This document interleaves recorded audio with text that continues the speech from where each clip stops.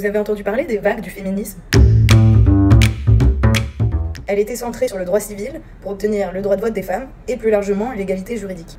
En Angleterre, cette lutte est emblématique des suffragettes qui ont marqué les esprits. En revanche, cette période est aussi caractérisée par un féminisme plutôt blanc qui excluait les femmes de couleur.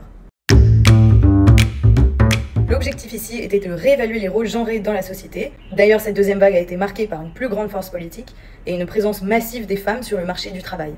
Aux États-Unis, en 1963, le président Kennedy signe l'Equal Act Pay pour abolir les disparités de salaire entre les hommes et les femmes. En France, en 1967, la pilule contraceptive devient légale et en 1974, elle est remboursée par la sécurité sociale. En 1970 émerge le MLF, le mouvement de libération des femmes, et en 1971 paraît le manifeste des 343 qui a participé à l'adoption plus tard, en 1975, de la loi Veil sur l'avortement. On entend parler de la notion d'intersectionnalité, théorisée par Kimberlé Crenshaw et analysée par Bell Hooks. On entend aussi parler de la théorie queer, avec Judith Butler et Eve Sedgwick, qui dénoncent l'hégémonie du schéma hétérosexuel. On parle aussi des sujets comme la pornographie, le travail du sexe, le mouvement sexe positive, des questions qui divisent les féministes.